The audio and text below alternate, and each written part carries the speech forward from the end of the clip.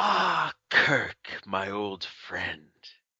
Do you know the Klingon proverb that tells us that zombie takeout is a dish best served cold? And it is very cold in space.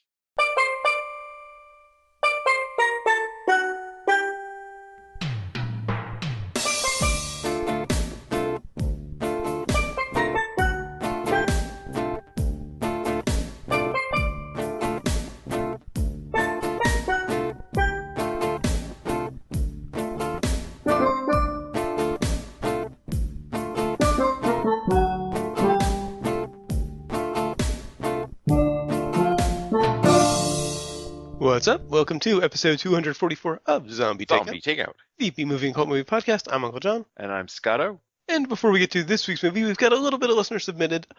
This is from the Wolf Cop Twitter account, of course, on Twitter, at Wolf Cop the movie. What? The official Wolf Cop account mentioned us in a tweet that said, "Thanks to Scotto and Uncle John of at Zombie Takeout for taking the time to enjoy hashtag Wolf Cop.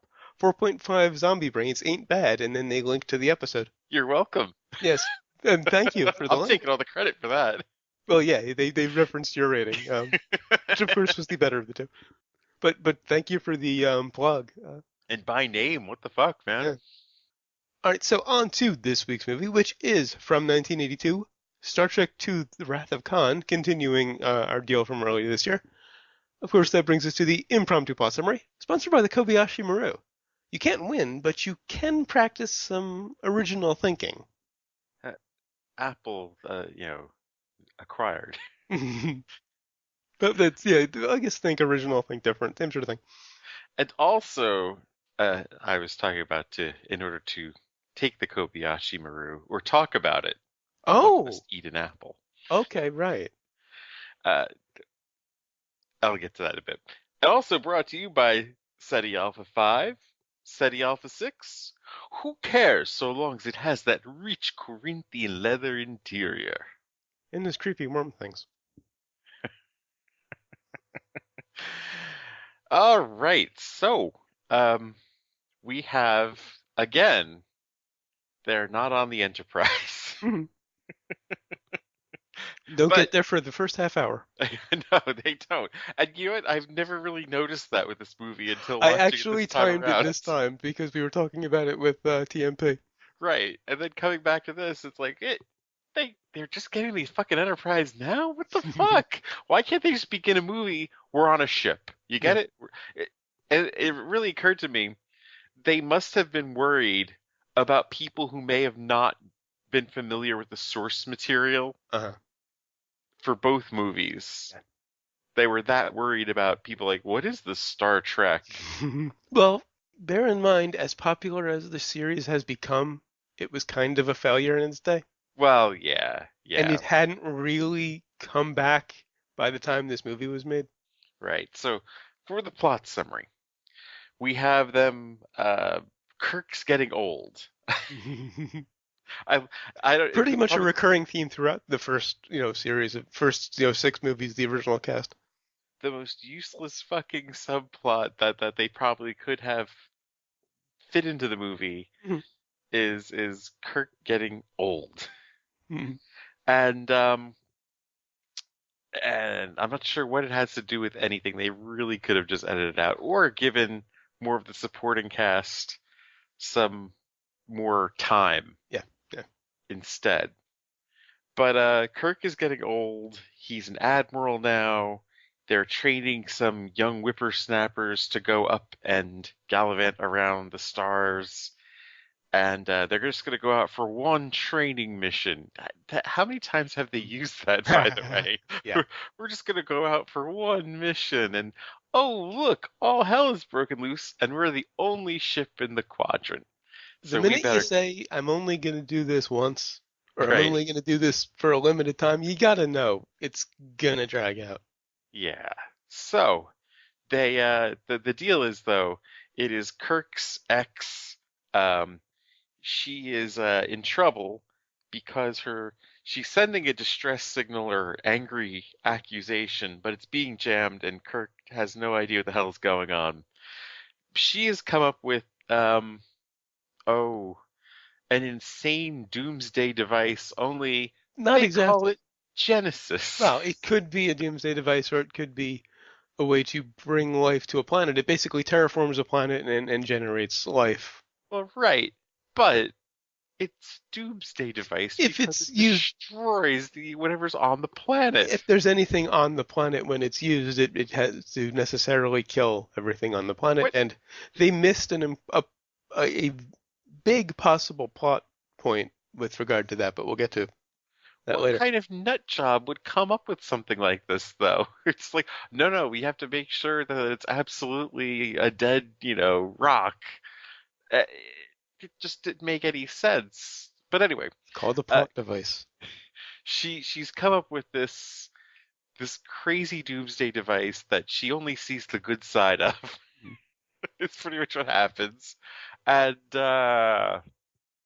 they of course it already it starts to get it wants to get co-opted by people with nefarious intentions. Of course. Khan being one of them, who finally gets off the rock that Kirk had abandoned him on during the series, and because he recognizes Chekhov somehow, despite him not being on the show then. It wasn't? No. Okay, I've never seen that episode. And there's a funny thing on the Wikipedia page actually that well, Koenig says maybe he recognized him while taking too long in the men's room or something. Mhm. But it happened off screen. Uh, So yes, Kirk rushes to her defense and then figures out what Genesis is, although it kind of implied that he knew what Genesis was, but Spock and McCoy didn't. Right. Because he's an admiral and he was privy to that information. And once he explains to them, they're, of course, very concerned about this falling into the wrong hands. And they wind up having quite a glorious space battle when it falls into the wrong hands. in the in the middle of the nebula, which I think they've used that device too in Star Trek in the series. A number of if I'm not times. mistaken. Yeah. Yep. But they do the he'll be crazy to follow us kind of thing. And yeah, hilarity ensues. Now, it was, I have to admit, nice to see the Kobayashi Maru, because it is such an important part of the lore of the series, of the franchise. To actually see the actual test in action was nice at the very beginning of the movie. Well, they show that in Into Darkness also. Yeah. Which is actually the last time I saw this movie, because I watched it around the time Into Darkness came out. I want to say that was 2013, 2012, somewhere around there. And really, I think this is. I'm trying to think of probably the second time I've seen this since watching Into Darkness. And the thing that really made me love Into Darkness more after seeing it this time was that I had not noticed when Kirk was explaining to Saavik how he had beaten the Kobayashi Maru, he was eating an apple. Oh, okay. It was very subtle. He was like kind of chewing on it while the other actors had their lines, and you don't really see it until the very end of the scene. And I'm like, holy fuck, he's eating an apple just like. Because that was one of the best scenes in Into Darkness. In fact, I really can't tell you many of the other scenes of Into Darkness, except for the Kobayashi Maru and Kirk casually sitting back eating an apple while, I think you'll find we'll have shields. I kind of liked the assault on Starfleet headquarters with the ship. Oh, yeah. I did enjoy that scene. Oh, yeah. That's right. Yeah, I gotta rewatch that. It's on Netflix. I think last time I looked. Getting back to Wrath of Khan, though. Yeah. I did think Kirk's entrance was a tad overdramatic. I remember watching this with some buddies like a long time ago. There's like a massive ego you'd have to have that kind of an entrance. Kobayashi Maru, for those who don't know Star Trek lore, it's a test for Starfleet officers that is a no-win situation. No matter what you do, you're gonna die. And so, of course, Saavik fails it. And you hear Kirk say, open it up.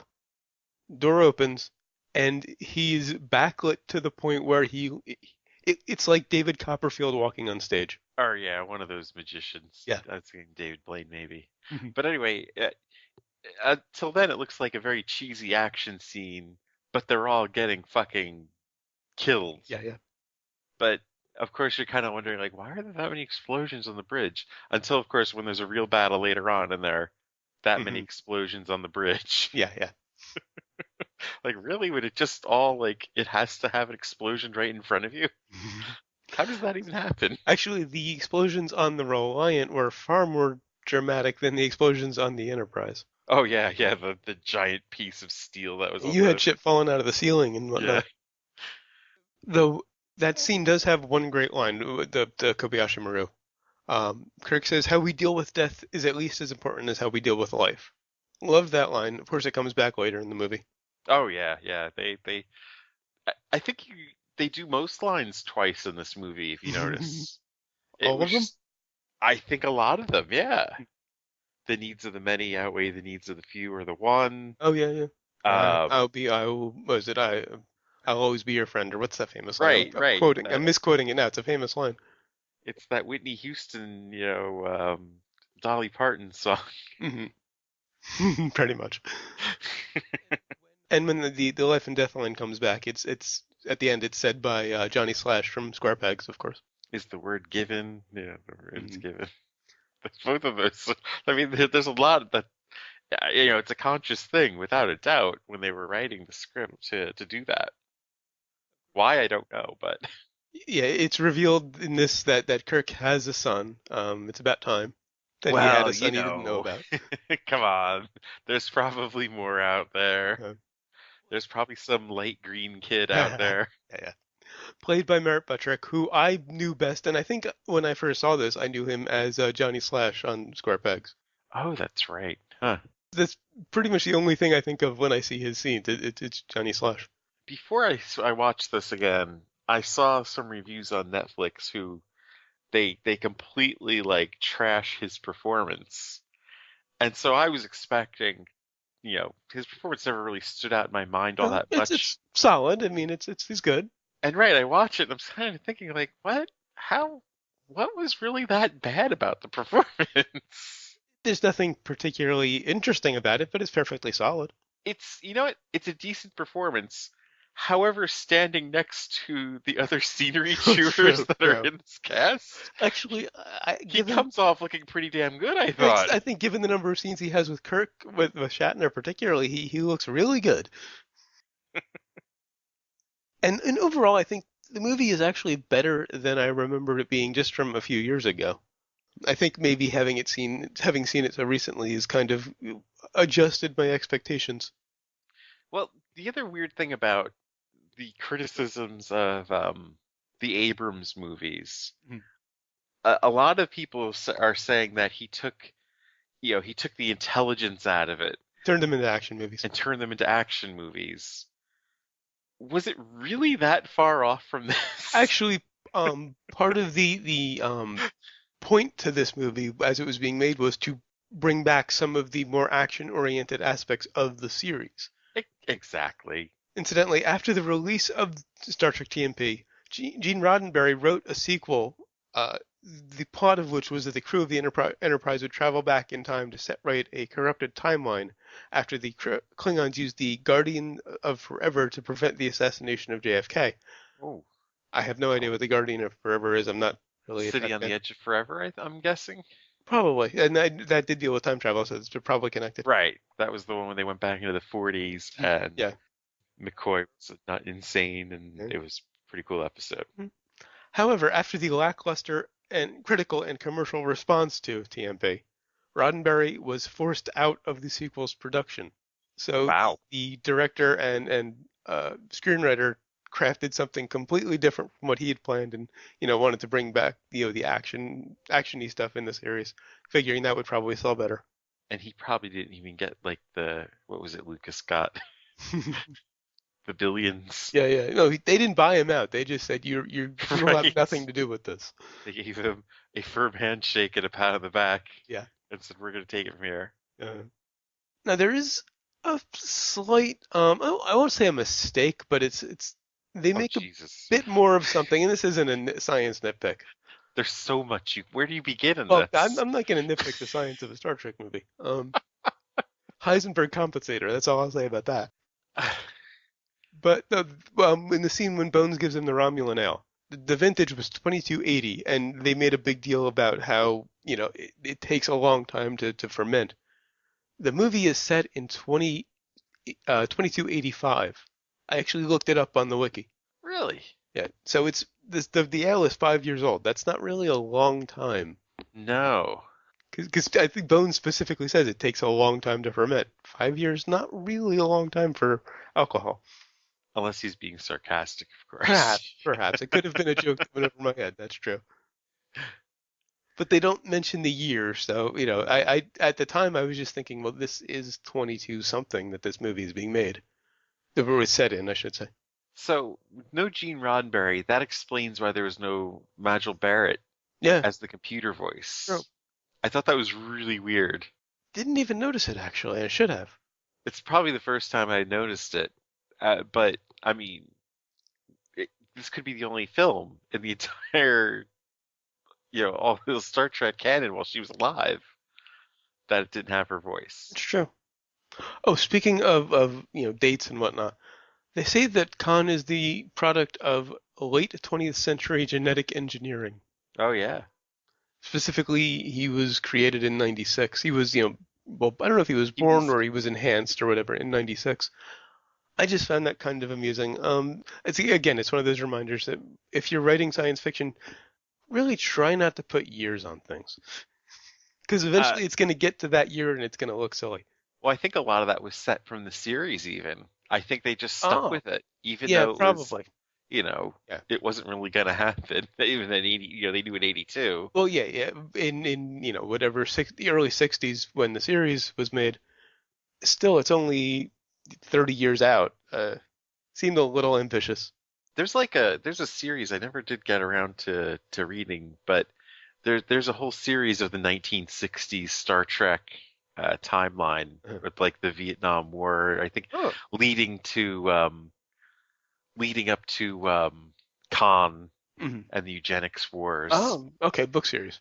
And it involves Terry Garr and I can't remember the other guy, that alien that was living on Earth that was supposed to have been a spin-off, Mhm. but never came. Oh, okay. But nitpicks, man. I look no further than Genesis on this for nitpicks.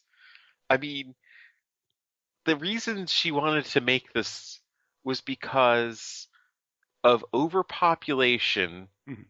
and a lack of food supply. So move Let that humans sink to in. another planet. The universe just isn't large enough.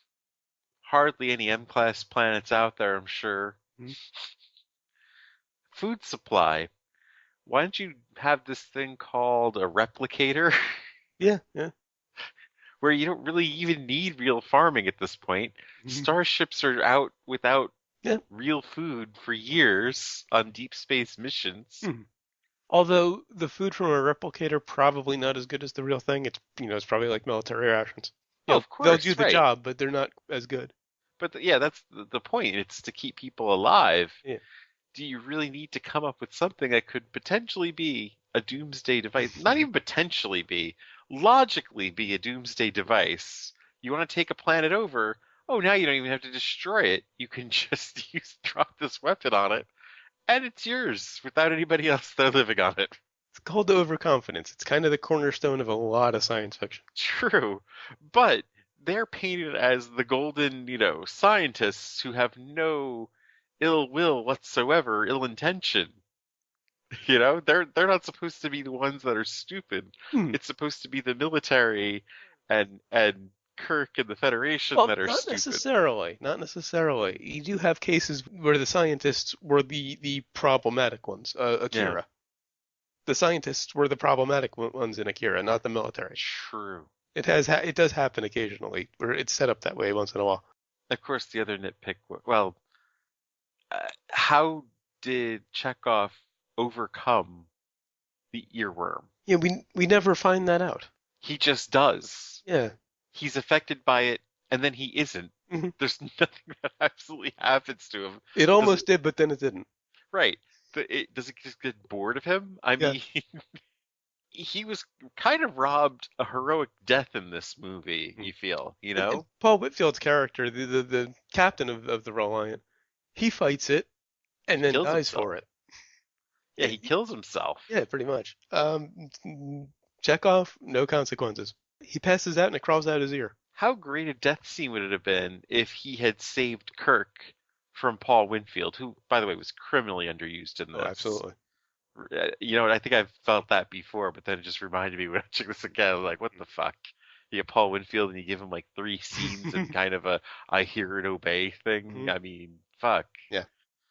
However, speaking of the acting, this did prove that Ricardo Montalban could act. Because I never really knew that until I watched this one a couple years ago and was very impressed with his performance. It proved he had no nipples. That's it. Or were they just genetically engineered away? And contrary to popular belief, that was not a prosthetic. He actually claims to have worked out for the role. I saw that the costuming was something to show off his physique. Hmm. They weren't going to have a costume like that. And then they saw what he was packing, so the chest was open. Although that shot of all of them, Khan and his crew on the Reliant, kind of all gathered around the bridge chair, kind of did remind me of Adam and the Ants. The costuming. I thought you know what? That was cool about the costuming, though. It was like the costumes from the original series, Was it? just weathered 15 years later. Oh, okay. A lot of that looked like it, like the vests and stuff. It looked very early 80s, kind of new romantic to me. I kind of was feeling it was old school Star Trek, just aged 15 years, or kind of that was the concept of it. I gotta say, I do like the fact that they took a storyline from the series and paid it off in one of the movies. Yeah.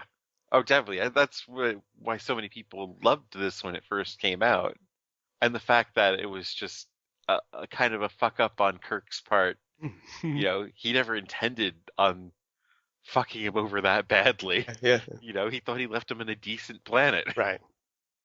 Like a chance for you to start, to take over this planet and start anew. It was a decent planet, and then was it SETI 5 kind of went off its orbit, and Yeah. they couldn't see that coming. Speaking of what they should have seen coming, how did it not get back to them that the Reliant was effectively missing? And That's a good Chekhov was question. effectively missing. They should have known they were walking into something. Well, that was kind of a weird thing of Kirk getting snippy with Savik, who was telling him what procedure was, ignores her and the procedure, Mhm. and almost gets them all killed because of it. Yeah, yeah. And then when he comes up with his clever way of getting out of it, turns back to her, you keep following your regulations. Because he realized that had he listened to her, they could have saved a lot of trouble. Exactly. The regulations there for fucking good reason. Yeah. But since when has Kirk listened to regulations? Well, think about it though. If you're in a situation where they're talking about confiscating scientific research that can be weaponized easily, Mhm. and frequencies are being jammed, signals are being jammed, communications down for some reason, and then you come across this ship who isn't saying anything, what other conclusion can you reach? That was, I think, the point at which I realized they should have known that Chekhov was missing, and this probably wasn't the Reliance crew. Well, right. I mean, it's something you just have to you have to approach with caution. Yeah. Now, as much as I've complained, particularly I think in reference to TMP and a few other movies about what I've called the blue glow of 80s, CG, I gotta say the Genesis video looked really great for the time. Oh, definitely, yeah. I think my last nitpick would be, of course, just one phrase: unbroken torpedo. Yeah. Oh, incidentally, about the clip, it was the first feature film to contain a completely CG sequence. So Really? this is kind of notable in terms of digital effects. No shit. That was it? Really? Yeah.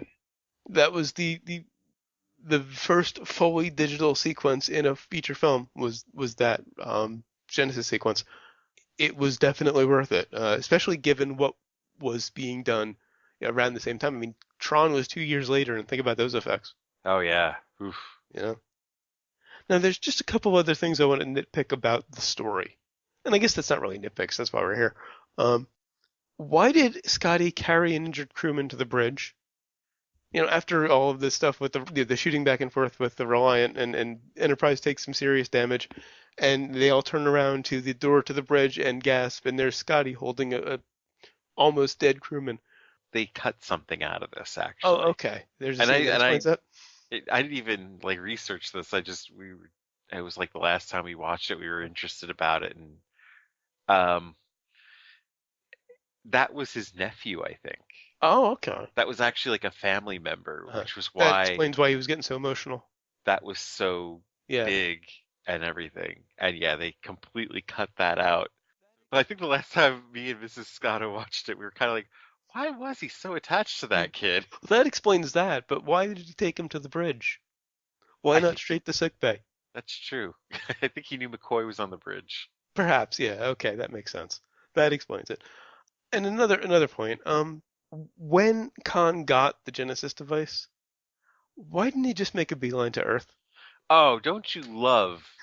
Isn't the best part of this movie more than anything? I mean, I know the fucking space battle Yeah. is bar none, but my favorite part of this whole movie is the Phoenix himself, Uh, his second in command, Judson Scott Scott. Evil, who just like, we've got a ship. Let's get the fuck out of here.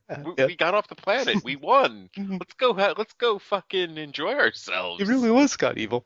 Yeah, he was. Like then like they're going into the nebula. Like, wait, we've got the Genesis device.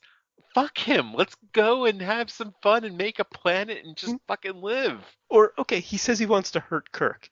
Yeah. Take the Genesis device to Earth, kill the human race, terraform Earth. That'll hurt Yeah. Kirk. Oh yeah, completely. So yeah. And then I think for his last breath, he should have been like, "You idiot." I think that would just completed it. Yeah, That yeah. would have been the best. Instead of him being loyal to the end, he should have been like, "You are a fucking moron," and then died. Incidentally, the second in command we're referring to, played by the great Judson Scott, who was also on an 80s series called The Phoenix, which is what the title of this episode references. I think you can find episodes on YouTube, I'm pretty sure. I've revisited it. It actually holds up. I was just gonna say, does that really hold up? It does, I mean, because I've revisited a lot of that stuff. Manimal, horrible in retrospect. The Master is kind of cheesy, wait a but it's minute. Did we okay. reference Manimal last Last week we referenced Manimal, this week the Phoenix. Yeah, it's kind of a theme. Why didn't Wolf Cop, give us props for making a Manimal reference? Anyway, Yeah, yeah. all right, whatever. But no, the Phoenix actually kind of holds up. Look for it on YouTube if you have a chance, and you want to see, slightly cheesy 80s sci-fi that's actually kind of interesting in concept. I think it completely went over my head when I was a Yeah, kid. So yeah, yeah. I think I'd like to really watch it because I don't remember understanding Right. Yeah, a same single here. bit of it. Now, of course, we're on to the most important part of the movie, the kind of the whole point of the thing, Oh yeah, and the what prize really fight. drives the next two movies. Spock's death. I mean, it's spoiler, but I mean, come on, if you don't know this movie, Oh my God. I guess I watched it's it, so cultural literacy. It's like Vader it being is. Luke's father. And of course the Jim ship Mm. out of danger. Now, Nimoy actually didn't want to come back for this one, but he was Yep. enticed to come back with the promise that he would have a dramatic death scene. They say, and they say this was supposed to be it and everything, but come on, they left. He left so many doors open Oh, yeah. for the third movie. Actually, I kind of like how they ended it because, of course, the Doomsday device gets used in an interesting way. Right. one of the titles I came up with was the Not So Big Bang. Anyway, so this, nice little planet gets built, gets, created, looks very Earth-like. They launch Spock's casket out, and of course it lands on the planet, which is a Not nice. crash. No, it just kind of just It sitting there. lands. A torpedo. Yeah. Lands. Oh, right, it's a torpedo. Well, effectively, it is a torpedo. I think it was actually supposed to be a casket, but it's effectively a torpedo. They put him in a torpedo shell. Would they say that? That's what I thought that was. I just figured it was a casket. And I figured if somebody died on ship, that was kind of the tradition, was to launch them. And it lands. But anyway, and it's a long torpedo-ish shape. No pilot. No, just but it lands. Lands nicely on the planet, which is kind of ridiculous. But Yes. it's a nice setup because they hint at what's to come, but they don't flat out say it. It's not like he opens the casket. Well, there's that, and then there's the whole, putting the mind meld to McCoy before walking Right. in. And we're left hanging as to what he actually told McCoy when he did that. He just says, "Remember." Well, no, but what did he transfer? I mean, Right. And McCoy is actually the first person that says he's not dead, unless we keep him in our memories. right. Yeah, they set this whole thing up for the third one. But they did it tastefully. They didn't, have him stepping out of the casket with this whole big I smell sequel thing. Not like Michigan J. Frog singing with the top hat and cape. Yeah. Which would have been, I think, even better, tell you the truth. Perhaps. The musical number to end Wrath of Khan. Yeah. Oh god, Khan the musical. Somebody has to do that now. Yeah, really. I mean, we've got Spider-Man the musical. Why not Star Trek? There you go. Star Trek Why the fucking not musical. Put Star Trek on Broadway. Yeah, Why it's the that fuck time. not? Now, just one more little point. Is it just me, or did the bridge seem significantly smaller than in just about every other Star Trek series or movie? I would say it's about the same size as the original series. Okay, maybe did they enlarged it for TMP then? I think they definitely enlarged it for some of the other movies. Okay, but that seems about right then. So they kind of went back to the original scale. They did say that a lot of sets were reused. So maybe they used the set from the series, the TOS. Maybe they dug it up from wherever it was. It looked like, blasted out, of course. I mean, I think really, at first I thought because I was watching this kind of like, what is the appeal of this one? This one gets so much love. And at first I thought it was the cheesiness, Khan being so arch, the effects just being so wrong in some places, like the plastic ears that the worms go onto. But when it got to the fight, to the actual space fight between the Reliant and the Enterprise. And I think it's the first time they pull that guy.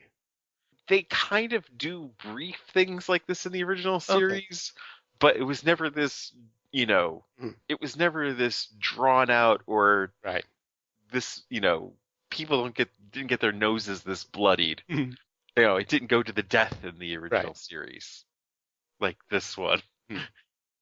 And that's got to be the real appeal of this. They finally took the gloves off for the first time, really, in the whole Star Trek series, which was the exact opposite of the motion picture. Yeah, exactly. Which is why Roddenberry didn't work on this one. Yeah.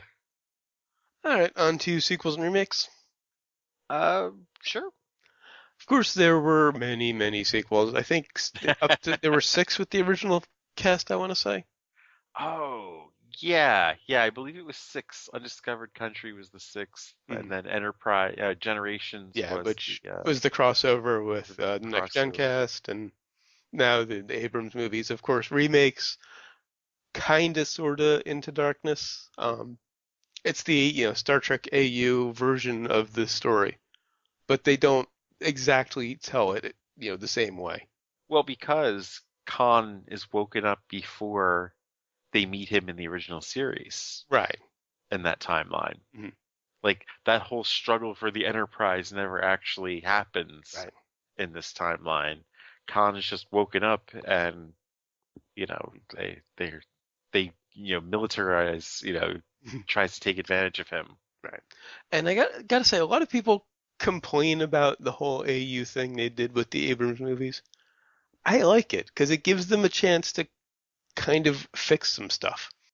To retell the same stories, but in a slightly different and, in my opinion, more interesting way. A lot of times. I, I mean, yeah, it is what it is. I mean, we can't get the original cast back, Oh yeah. and I mean, it's a different audience now, you know? And Cumberbatch versus Montalban. I mean, I know I gave Montalban props on his performance, and he deserves it, but Benedict Cumberbatch. Why couldn't they've gotten the ethnicity right for a change, though? That's You fair. know? Yeah. Good I point. mean, Good point. it's not like it was correct with Montalban either, Right. a Right. Mexican playing. Indian. Yeah, but I mean, come on. Yeah. Fair enough. Fair enough. We can't find one Indian actor Dev to Patel take it. might be a little young, but no, he could pull it off. All right, on to brains. On to brains. I actually really enjoyed this one, surprisingly, because again, not a big Trek fan, especially not TOS. I'm gonna go 4. Oh yeah, you know what, despite all of my complaints about this, it's still a really fucking enjoyable ride. The last, I guess it would be the penultimate act with the fight in the nebula is really worth the price of admission alone. One of the first times multiple planes are used. Oh yeah. I mean, I guess Star Wars did that too, but I mean, for Trek, it's Well, the but first time they actually really. not long before it. I mean, I think Star Wars did it in '80 with Yeah, Empire. So only a you're couple right, years before. because they really didn't use it all that much in New Hope, Right. except if you count, unless you count, of course, the Death Star and the cannon raids. But Mm, no, I'm thinking more of the asteroid field. yeah, yeah, definitely. Mhm. So yeah, I'm going 4.5. All right. And before we get to what have we learned, just a little addition to my recommendation. And this is maybe a little controversial. If there's anybody out there, and this is slim to none chance, who isn't familiar with the original series and kind of wants to jump into that part of the franchise, I'd say skip the series, skip TMP, obviously, jump in here. Oh, Because definitely. it's cultural literacy who the characters are and what the basic overview is of the story. Everybody knows who Kirk and Spock and Bones are. This is how I started into into Oh, this, you know? okay. Okay, maybe the show. You know what? I've probably seen some episodes of the show before this. But I mean, this was definitely like one of the first intros into Star Trek because I never made it through the TMP. Uh-huh. I just never, I couldn't.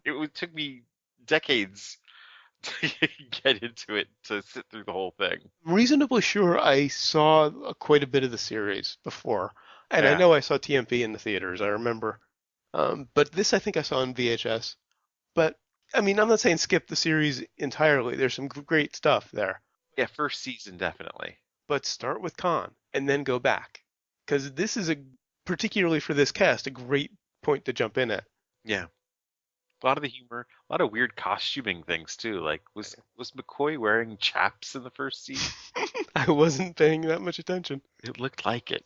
Oh my. Oh, and what was with that creepy shot of Bones, Uhura, and Sulu? Kirk says something. It was at the beginning during the Kobayashi Maru, just before his entrance. He says something, and the three of them just smile and look over at him, kind of grouped creepily.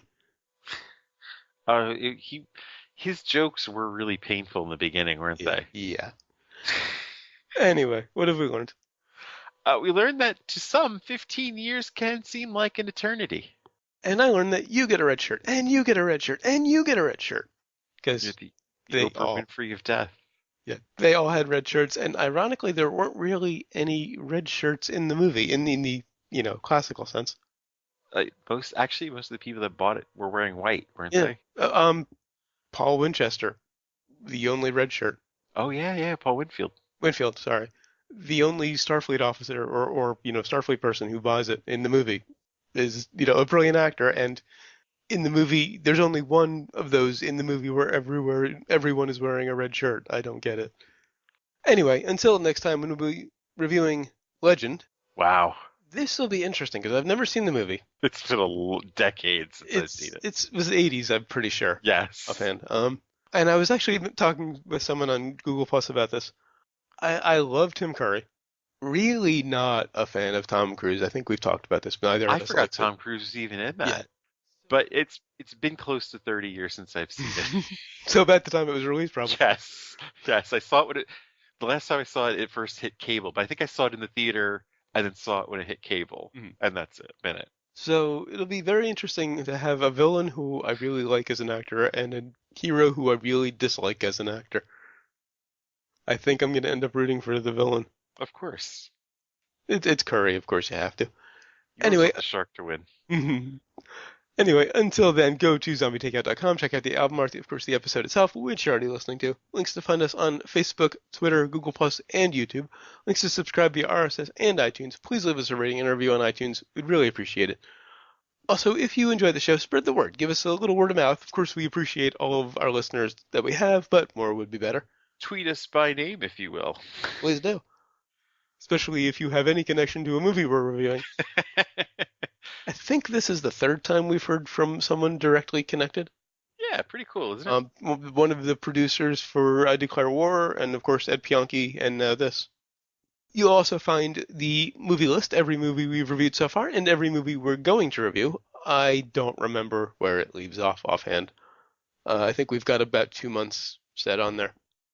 The request form, if you've got a movie you'd like to hear us review, please leave it on the request form. We'll get to it eventually. And of course, the recommendations list.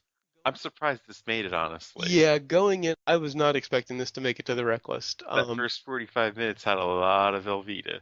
I was pretty sure I was going to be the one keeping it off the rec list, but I ended up really liking it.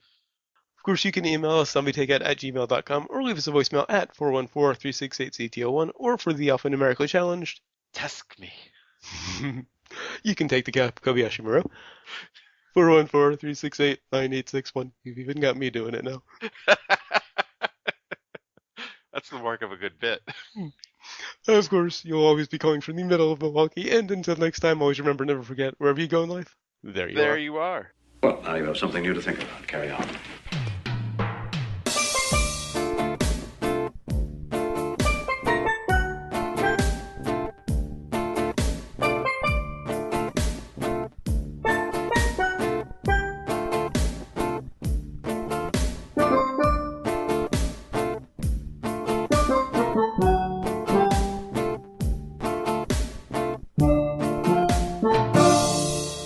I did think Kirk's entrance was a tad overdramatic.